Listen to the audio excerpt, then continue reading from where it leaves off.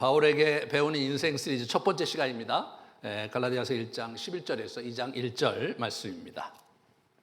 형제들아, 내가 너희에게 알게 하노니 내가 전한 복음은 사람의 뜻을 따라 된 것이 아니니라. 이는 내가 사람에게서 받은 것도 아니요 배운 것도 아니요 오직 예수 그리스도의 계시로 말미암은 것이라. 내가 이전에 유대교에 있을 때에 행한 일을 너희가 들었거니와 하나님의 교회를 심히 박해하여 멸하고 내가 내 동족 중 여러 영갑자보다 유대교를 지나치게 믿어 내 조상의 전통에 대하여 더욱 열심히 있었으나 그러나 내 어머니의 태로부터 나를 택정하시고 그의 은혜로 나를 부르시니가 그의 아들을 이방에 전하기 위하여 그를 내 속에 나타내시기를 기뻐하셨을 때에 내가 곧 혈육과 의논하지 아니하고 또 나보다 먼저 사도된 자들을 만나려고 예루살렘으로 가지 아니하고 아라비아로 갔다가 다시 다메섹으로 돌아갔노라. 그 후 3년 만에 내가 게바를 방문하려고 예루살렘에 올라가서 그와 함께 15일을 머무는 동안 주의 형제 야고보 외에 다른 사도들을 보지 못하였노라. 보라, 내가 너희에게 쓰는 것은 하나님 앞에서 거짓말이 아니로다. 그 후에 내가 수리아와 길리기아 지방에 이르렀으나 그리스도 안에 있는 유대의 교회들이 나를 얼굴로는 알지 못하고 다만 우리를 박해하던 자가 전에 멸하려던 그 믿음을 지금은 전한다 함을 듣고 나로 말미암아 하나님께 영광을 돌리니라. 14년 후에 내가 바나바와 함께 디도를 데리고 다시 예루살렘에 올라갔나니. 아멘.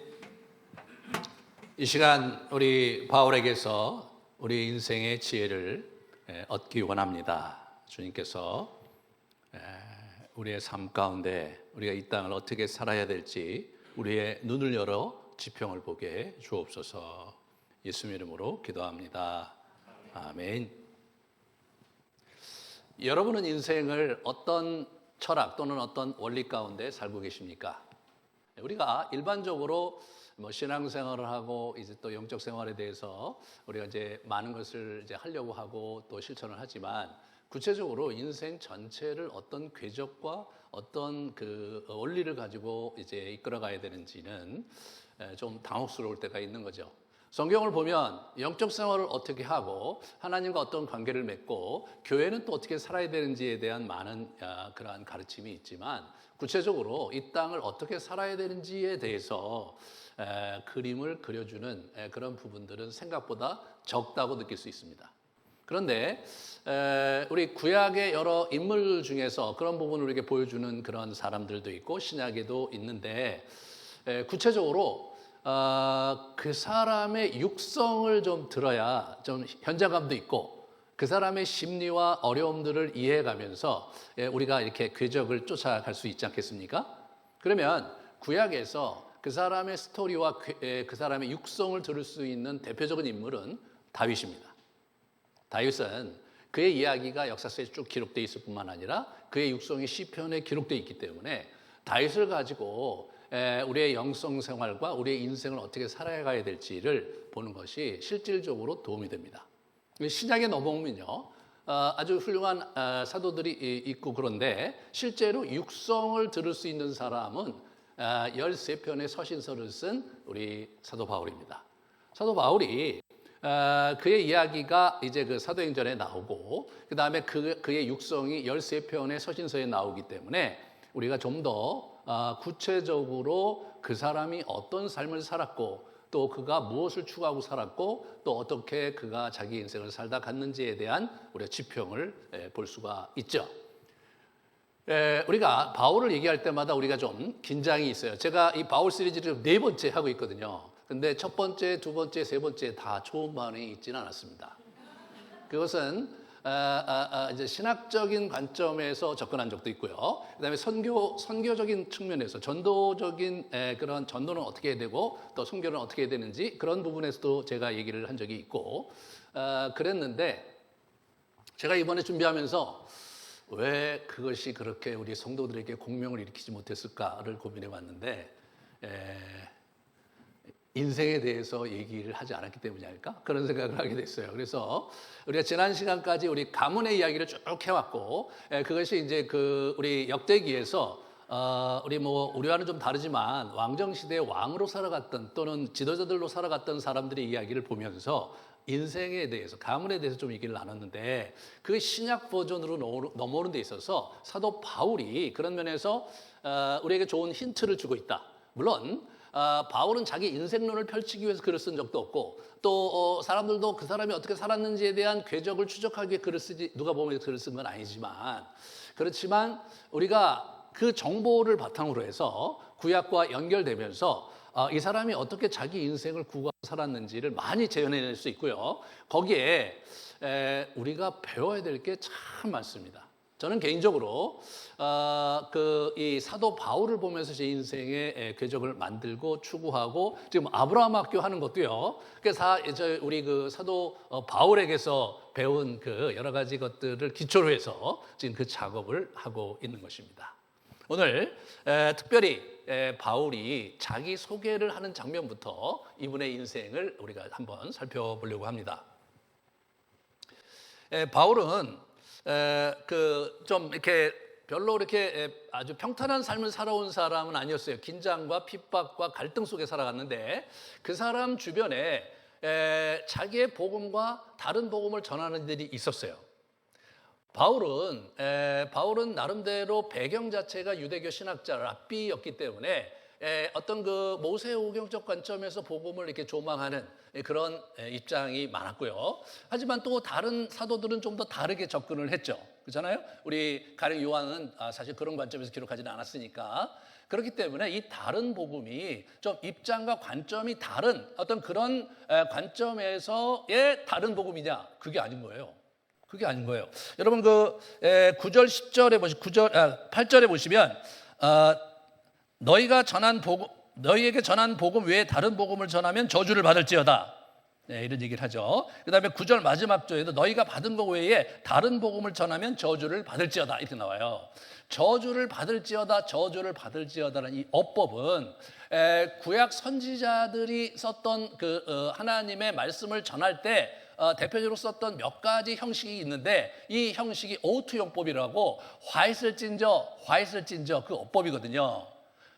그래서 예수님께서도 서기관과 바리새인을 이렇게 막 비판할 때 화있을진저 서기관과 바리새인들이요 이렇게 우리 마태복음 23장에 정리를 하셨는데 이분이 이걸 쓰는 거예요.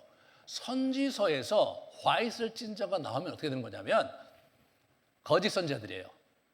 하나님과 반대되는, 하나님의 언약 사상과 반대되는 대척점에서 뭔가를 전하는 그런 사람들에게 화 있을진저 이렇게 얘기하는 거란 말이죠. 그러니까 여기서 얘기하는 다른 복음은 입장과 방향과 내용에 좀 이렇게 견해의 차이가 있는 다른 복음이 아니라 완전히 다른 복음, 완전히 이단적인 복음을 가르치는 것이 이제 이 갈라디아 교회에 있었던 거예요. 너희가 어떻게 이렇게 빠르게 내가 전한 복음에서 떠났는지 모르겠다라고 계속 당혹스러워하면서 이 이야기를 지금 써내려가고 있습니다.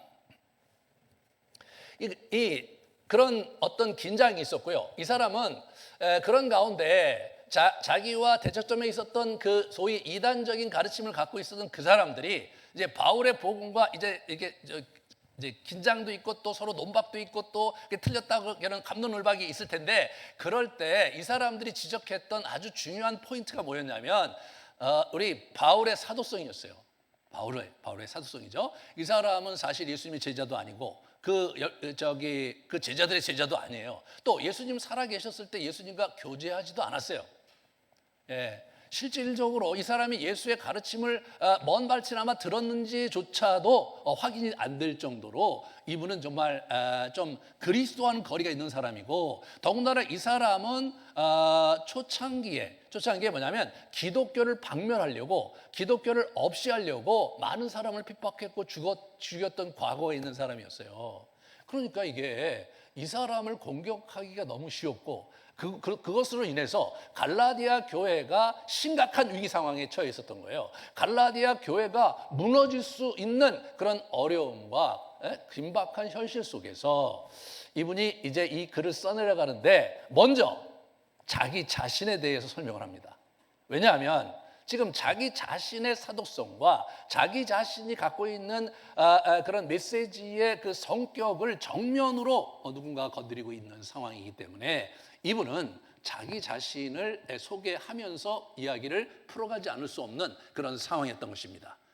그러므로 오늘 이제 이 시리즈에서 중요한 게 뭐냐면 우리 바울은 누구였고 그는 어떤 생각과 철학을 갖고 자기 인생을 어떻게 살아갔는가에 초점을 맞추려고 하는 여러분과 저는 이 자기소개 부분에서 이분에 대한 아주 굉장히 중요한 정보를 얻을 수가 있습니다. 그래서 이렇게 한번 이렇게 보시면요, 자기를 변호해야 됐던 거거든요. 인터넷에 보니까 저분에 대한 그 성화가 되게 많아요. 근데 아주 좀 심각한 아주 이제 이렇게 노쇠하고 또 막 글 많이 쓰고 뭐 고민이 많은 그런 사도 바울의 얼굴이 많이 있는데 그 중에 저게 눈에 띄더라고요.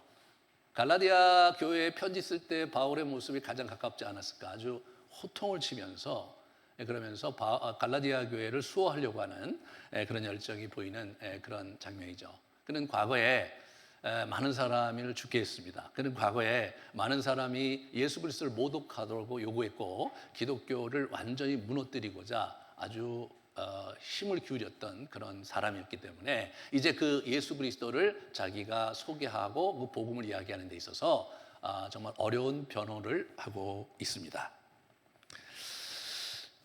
바울이 전한 복음에 대한 기원을 바울은 사람의 뜻으로 된 것이 아니다. 사람에게 배운 것도 아니다. 나는 오직 그리스도의 계시로 이 복음을 받았다는 얘기를 주장을 하고 있죠. 그것이 이제 다메섹 도상에서 예수님 만났던 얘기와 함께 이제 이렇게 얘기가 되고 있습니다. 그러면 다메섹 도상에서 예수를 만난 나 바울은 누구인가? 그게 이제 13절부터 쭉 기록을 하고 있는 것입니다. 본인은 이제 자기가 예수의 이름을 대적하고 제사장들의 권한을 받아가지고 많은 성도들을 옥에 가두고 또 죽일 때 내가 찬성 투표했고 모든 회당에서 여러 번 형벌을 하고 뭐 강제로 모독하는 말을 하게 하고 이런 문제가 많은 사람이었던 과거에 대해서 얘기를 이제 하는 거고요. 그러면서 이제 이분의 자기 얘기를 쭉 이제 이렇게 얘기해가는 데 있어서 자기가 신앙의 뿌리를 내려가며 성장했다는 얘기를 쭉 한번 이렇게 얘기를 쭉 훑으면서 얘기를 하고 있어요. 그래서 자기가 다메섹 도상에서 예수를 만난 후에 이제 다메섹에서 들어가서 아나니아에게 이제 눈을 이렇게 뜨이고 나서 그리고 바로 자기가 복음을 전했습니다. 그러자 거기에 있던 유대인들이 이 친구가 지금 기독교를 박멸하려고 와서는 기독교를 전파하는 그런 행동을 하니까 그 사람을 이제 죽이려고 했습니다. 실제로 다메섹은 사실은 그 예루살렘에서 그 근처에 가장 크다란 디아스포라 공동체가 가까운 건데 어디 있어요? 첫 번째가 알렉산드리아, 두 번째가 다메섹이었어요. 근데 다메섹은 되게 가깝거든요. 알렉산드리아는 좀 멀어요. 그러니까 예루살렘에서 가장 가까운 곳에 그 유대인 공동체가 있었는데 그게 다메섹, 다마스커스, 시리아 다마스커스였거든요. 근데 거기에 그리스도인들이 되게 많았어요. 그러니까 바울의 입장에서 볼 때는 가장 지척에 있으면서도 가장 왕성한 공동체가 있는 다메섹에 있는 그리스도인들을 박멸해야 이제 이것이 더 퍼지는 것을 막을 수 있다고 생각했던 것 같아요. 그래서 갔는데 거기서 예수 믿고 그들에게 복음을 전하니까 거기에 있었던 아주 강력한 유대인 공동체, 디아스포라 공동체가 이 사람을 죽이려고 했죠. 이 사람이 그래서 이제 주변에 있는 그 형제들이 그를 이렇게 광주리에 담아서 몰래 그렇게 창밖으로 해서 이렇게 성 밑으로 이렇게 내리면서 도망을 가게 됩니다. 그런데 이분은 도망을 가갖고 바로 예루살렘에 와서 실질적으로 예루살렘 교회에 있는 사람을 만난 것이 아니었고 이 사람은 그 자기 친척을 만난 것도 아니었고 아라비아에서 3년 동안 체류를 하게 돼요. 이때 아라비아는 지금의 요르단 지역이고요. 요르단 지역. 그 다음에 지금 페트라라고 하는 그 가보신 분이 알겠지만 거기 그 지역과 그리고 그 밑으로 쭉 내려가면 시나이 반도의 그 시내산이 그쪽 전체가 그 당시에는 아라비아였다고 그래요.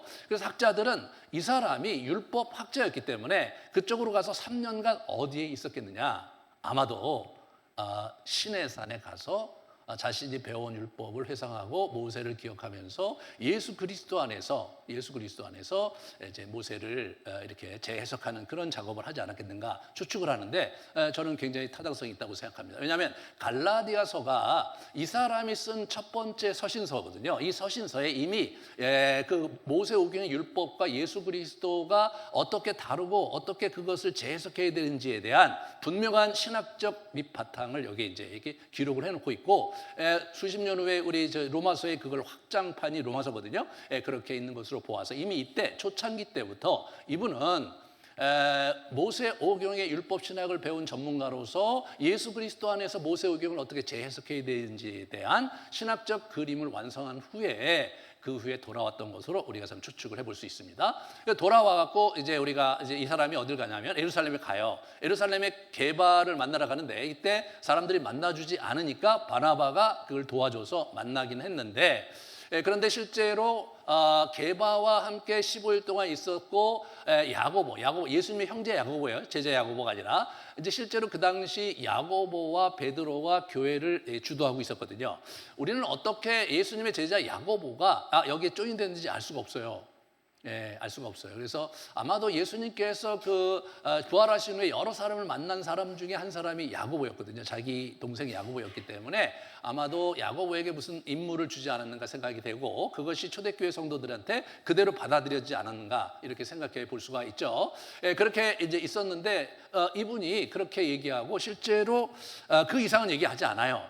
그런데 여기서 한 가지 이분의 이제 얘기하는 긴장이 있는데, 그 얘기를 19절에 하면서 20절에 보라 내가 너희에게 쓰는 것은 하나님 앞에서 거짓말이 아니다. 거짓말 아니라는 얘기를 해요. 이게 실제로는 뭐 베드로와 야고보 외에는 모르는 일이니까, 그러면서 그 얘기를 하는 것으로 보아서 아마도 긴장이 있었던 것 같고, 베드로와 야고보가 이 사람이 더 다른 그리스도인들을 만나는 것을 원치 않았던 것 같아요.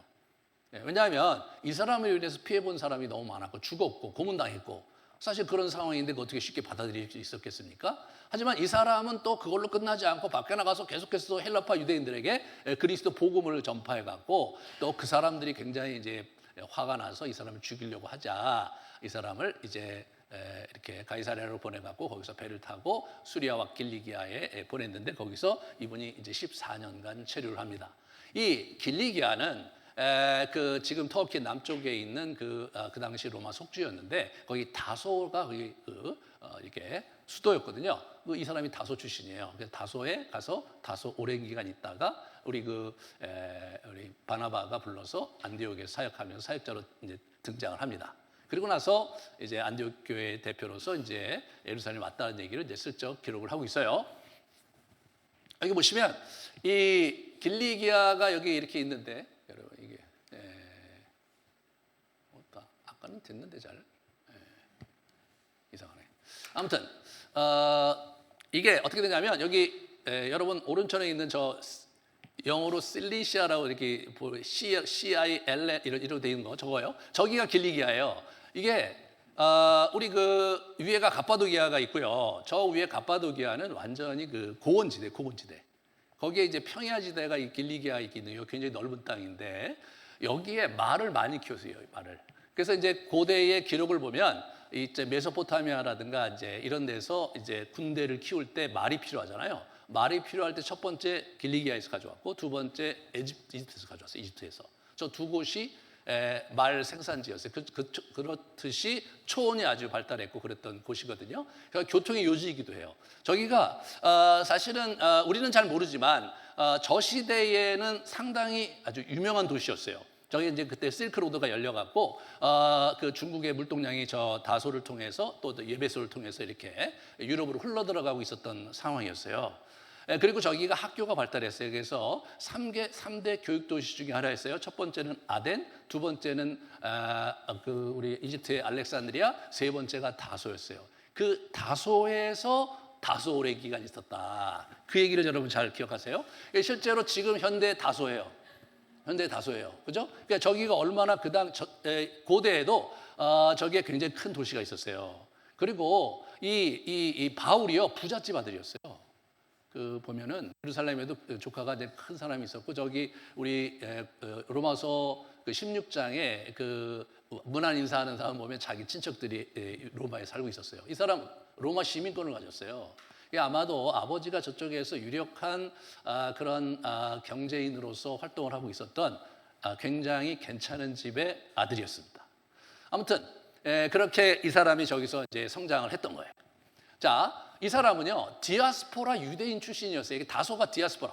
그러니까 예루살렘과 이 유다 지역에 있었던 사람을 히브리파 유대인이라고 하고요. 그다음에 유대 그 이스라엘 그 경내에서 태어나지 않았지만 다른 곳에서 살고 있는 디아스포라 유대인들을 헬라파 유대인이라고 했어요. 근데 이 사람 헬라파 유대인이에요.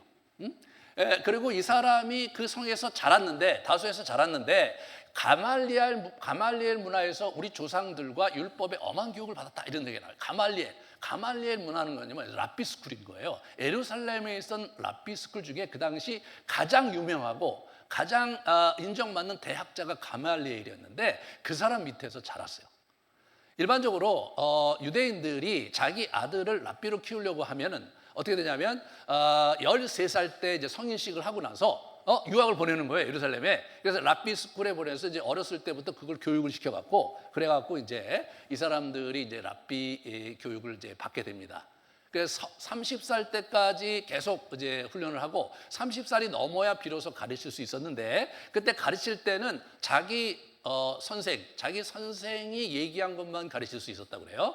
40이 넘어야 비로소 자기 선생이 얘기한 것 플러스 자기 얘기를 할 수 있었다고 그래요. 그러니까 굉장히 제도적으로 잘 돼 있었어요. 여러분 지난 시간까지 나눴던 그 에스라가 세운 그 유대 공동체 네트워크에서 굉장히 중요한 것이 이제 그 율법 중심의 회당 제도와 율법 중심의 유대교 교육 체계를 만든 사람이 바로 이 에스라였거든요. 그 에스라가 그렇게 초석을 놓고 나서 이제 그렇게 쭉 이제 세월이 흐르면서 에스라는 이제 5세기 BC 5세기 사람이고 이제 지금 1세기잖아요. 그러니까 500~600년의 시간이 지났을 때 그 혜택을 누리며 이제 그 유대인들이 지금 이렇게 살아가고 있었는데 그 중에서 이 다소에 있었던 우리 그 바울이 그 에스라의 정통 속에 성장한 그런 리더였던 것을 우리가 생각해 볼 수 있습니다.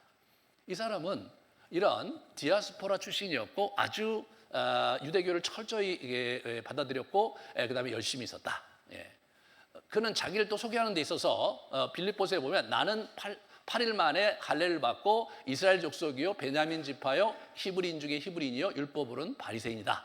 그래갖고 열심으로는 교회를 핍박했고 율법의 의로는 흠이 없다. 율법의 의로는 흠이 없다고 얘기할 정도의 철저한 그런 바리새인이었던 거죠.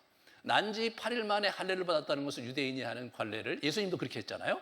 그대로 했다는 것을 의미하고 이스라엘 족속인데 베냐민 지파라고 얘기하고 있고요. 그 다음에 히브리인 중에 히브리인이라고 얘기하고 있습니다. 자, 유다는 두 지파예요. 유다는 유다 지파에다가 하나님께서 한 지파를 더 얹어줬는데 그게 베냐민 지파거든요. 실제로 유대인들은 이 두 지파 출신일 때 자기가 히브리인 중에 히브리인이었다고 생각했다고 그래요. 물론 스불론 지파 무슨 갓 지파 이런 지파들도 이제 간간히 이제 거기에 묻혀서 유대인 속에 있었지만 그러나 그 유대교 정통 유대인으로서의 정통 유대인으로서의 자기 정체성을 가지려면 그가 유다 지파든 이든 또는 베냐민 지파이든 했는데 자기는 베냐민 지파니까 나는 히브리인 중에 히브리인이다. 그 중에서 바리새파였다. 바리새파는 그 일반 사람들 중에서 귀족이라든가 또는 제사장 그룹이 아닌 일반 사람들 중에서 율법에 특별히 헌신하고 자기를 이제 그 학교에 가서 이렇게 배우고 그러면서 실제로 유대인의 회당에서 이제 그 가르치는 사역을 하고 예배 전체를 운영하고 하는 그런 요즘 얘기하는 그 당시에 유대교 목회자였다고 생각하시면 돼요. 그 랍비들이 저기 이제 되게 많은데 그런 사람이었던 거죠. 그러니까 이 사람이 자기 바리새파라는 것은 그 당시 바리새인들은 예수님은 되게 싫어했고 그렇게 나오지만 학자들에 의하면 이제 유대인들이 바리새인 굉장히 존경했대요. 그들이 굉장히 율법적으로 옳게 어떤 우리 유대교를 신봉하고 하나님을 섬기는 사람들로 일반적으로 인지됐기 때문에 이게 굉장히 저 사람이 존경받는 사람이었던 거예요. 이것이 짧으나마 이분에 대한 간략한 소개를 우리가 해 보았습니다. 이분은 그러면 어떻게 자기 정체성을 갖고 살았는가? 이제 이제 우리가 볼 때 첫 번째로 이 사람은 이제 자기가 예수님으로부터 직접 받은 계시를 가지고 살았다 이제 이렇게 얘기를 하고 있잖아요. 근데 이 사람의 유업은 뭐였냐면 내 이름을 이방인과 임금들과 이스라엘 자손들에게 전하기 위한 택한 나의 그릇이다. 이게 이제 아나니아에게 한 얘기예요. 아나니아 그 선지자를 통해서 우리 바울에 대해서 가서 네가 안수하고 세례를 주라고 그랬어. 이제 그때 전한 말이거든요. 그러니까 저 얘기를 직접 하나님께 들은 게 아니에요. 직접 예수님께 들은 게 아니에요. 당신이 누굽니까? 그럴 때 네가 핍박하는 예수라. 이게 전부였거든요. 근데 저렇게 이제 아나니아를 통해서 사명이 뭔지를 이 사람이 이제 받았던 거고, 그 다음에 이 사람의 입에서 나온 말을 보면 갈라디아서가 이제 순서적으로 보면 첫 번째 책이니까 나를 이방인의 사도로 삼으셨다 이런 고백을 하고 있고요. 그 다음에 로마서, 갈라디아서 쓴 지 한 20년 지나서예요. 3차 전도행 마치고 쓴 게 이제 로마서인데 내가 이방인의 사도인 만큼 내 직분을 영광스럽게 하겠다. 또 그로부터 한 10여 년 넘게 지나서 이 사람이 디모데전서 이제 로마 감옥에 갇혀 죽기 전에 쓴 글인데 이제 디모데에게 믿음과 진리 안에서 내가 이방인의 스승이 되었다 이렇게 얘기를 하고 있어요. 이 사람은 자기가 누구인지에 대해서 또 자기가 뭘 해야 되는지에 있어서 굉장히 중요한 포인트가 그 이방인의 사도라는 개념이고 그 이방인의 사도의 직분을 충실히 행하다가 이제 스승이 되었다라고 고백하면서 자기 인생을 정리하는 그런 사람이었습니다. 하지만 이 사람이 헬라파 유대인으로서 이방인을 위해 복음을 전했지만 자기의 동족 이스라엘 유대인에 대한 애정이 되게 많았어요. 그래서 고륙 친척을 위해 내 자신이 저주를 받아 그리스도에게 끊어질지라도 내가 원하는 바다라고 얘기하면서 고륙 친척에 대한 애정과 그들에 대한 연모 애정이 참 많았던 사람입니다. 그것이 우리가 이 사람을 이렇게 볼 때 유의해야 될 거고요. 이분의 이제 삶을 이렇게 쭉 들춰보다 보면 이 사람이 13권의 서신서를 썼는데 그 서문이 조금 우리가 주목해 볼 만해요. 가령에 들어서 뭐 사도 요한은 아예 서문에 자기 이름을 밝히지도 않았어요. 그리고 우리 베드로 같은 경우는 베드로전서에 보면 예수 그리스도의 사도 베드로는 그리고 자기소개가 끝나거든요. 근데 이분은 이제 그게 궁한 거죠. 그래서 오늘 읽었던 갈라디아서 1장 1절에 보시면 사람들에게서 난 것도 아니요 사람으로 말미암은 것도 아니요 오직 예수 그리스도와 그를 죽은 자 가운데서 살리신 하나님 아버지로 말미암아 사도된 이게 나오죠. 아버지로 말미암아 사도. 이 사람이 그러니까 이게 얼마나 이제 자기 자신이 사도가 됐다는 것 자체가 사실 계속 얘기해야 되는 사람인 거예요. 그리고 굉장히 고린도 전후서, 로마서, 에베소 이렇게 쭉 보면 하나님의 뜻으로 자기가 사도가 됐다는 얘기를 꼭 언급을 해요. 베드로와 요한은 그런 말 안 써요. 그리고 그리스도의 종이다, 뭐 갇힌 자 된 바울이다, 바울과 디모데 이렇게 나오는데 그래도 디모데 전서에 보면 또 하나님 그리스도의 명령을 따라 사도된. 그러니까 이 사람은 자기 자신이 하나님의 뜻으로 사도됐다는 자의식을 가지고 사는 사람이에요. 왜냐하면 늘 공격을 받고 늘 비난을 받고 그런 상황이었기 때문에 자기가 누구인지에 대해서 계속 언급해야 되는 그런 삶을 이분이 이제 산 것입니다. 여러분은 여러분 자신을 누구라고 생각하고 사십니까? 그죠? 자기의 신분과 자기의 정체성에 대해서 얘기할 때 그게 사실은 궁색하면 세상 살기가 어렵고 자존감도 많이 무너지거든요. 저는 이제 대학 졸업하고 한 20여 년간 제가 한 대학생 선교단체에 간사로 있었는데 그때 이제 이 간사의 신분이라는 것이 사실 사회적으로 용인되는 신분은 아니었거든요. 참 근데 좀 모호하기도 했죠. 우리 교수도 아니면서 대학에 가서 강의하고, 이제 목사도 아니면서 대학에 가서 메시지 전하고, 그런 사람인 거예요. 그러니까 이런 면에서 좀 굉장히 긴장이 있었어요. 그러면서 여러 가지로 궁색할 때가 많았고 어떤 선교회를 통해서 외국에 나가서 이렇게 할 때 내가 누구냐고 얘기할 때 목사가 아니면 또 이렇게 상종을 또 안 해주고 그러거든요. 그런 긴장이 있어요. 이 세계가 의외로 보수적이에요. 저는 그래서 지금도 이제 목회자들 모임이 있고 저쪽에 뭐 이렇게 일반 뭐 선교사들 간사들 모임이 있으면 목회자 자리 안 앉고 저쪽에 가서 앉습니다. 과거에 제 아픔이 있기 때문에 이제 거리를 두고 싶을 정도예요. 이 사람이 저는 그런 입장이 아니었을까? 저는 그렇게 생각이 됩니다. 그러니까 이 사람이 그 예루살렘에서 이게 여기 2장에 보시면 안디옥에 이제 이렇게 베드로가 내려왔을 때 그 외식하잖아요. 베드로 공격하거든요. 바나바 공격하거든요. 이분은 그런 사람이었던 거죠. 이러면 아마 이분이 좀 인간적으로 여러분이 다가오는 부분이 있을 거예요.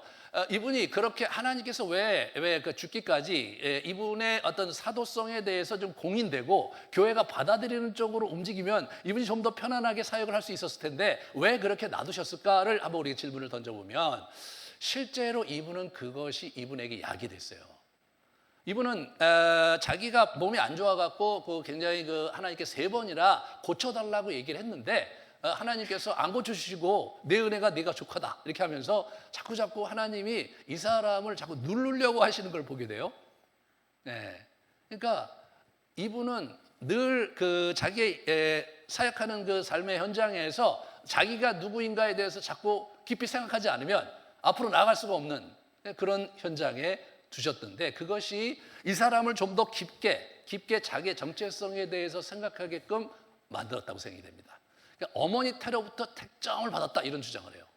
이분이 뭐 택감 받은 게 뭐 저기 얼마 전에 다메섹에서 난 그게 아니다. 난 그게 아니다. 이미 어머니 때부터 그렇게 됐다. 이게 어디 나오는 말이냐면 에레미야가 한 말이거든요. 에레미야 선지자가 한 말을 인용해서 나는 어머니 때부터 그렇게 됐다.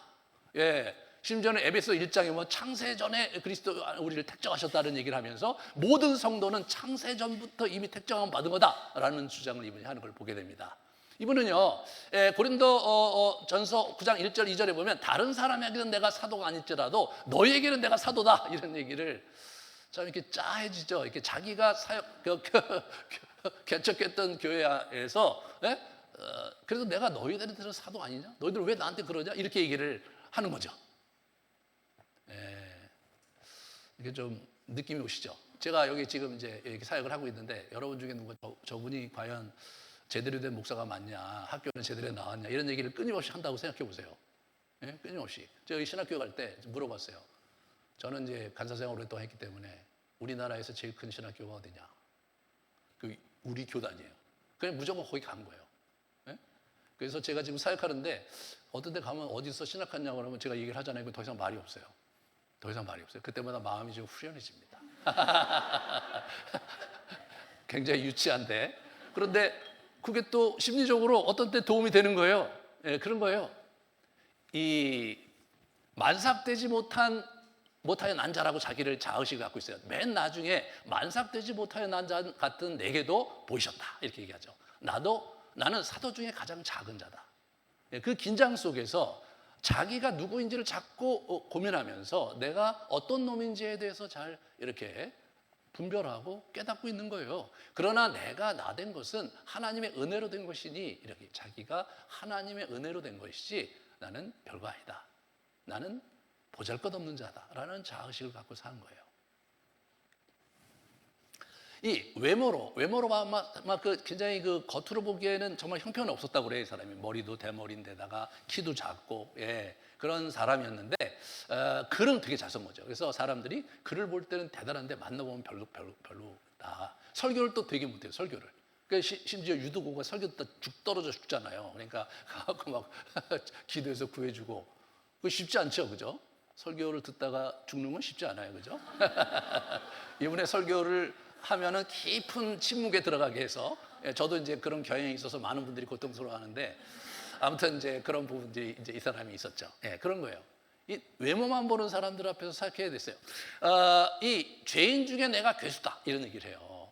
이게 이제 디모데전서니까 죽기 전이거든요. 이분의 성찰을 보죠. 미쁘다 모든 사람이 받을 만한 이 말이요. 그리스도 예수께서 죄인을 구원하시려고 세상에 임하셨다 하였도다. 죄인 중에 내가 괴수다.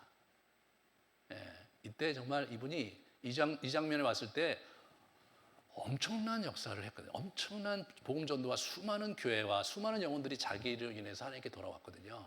그런데 자기는 여전히 죄인 중에 괴수다라는 고백을 가지고 마지막을 보낸 거죠. 내가 긍휼을 입은 까닭은 예수 그리스도께서 내게 먼저 일체 오래 참으심을 보이사 후에 주를 믿어 영생을 얻는 자들에게 본이 되게 하려 하십니다.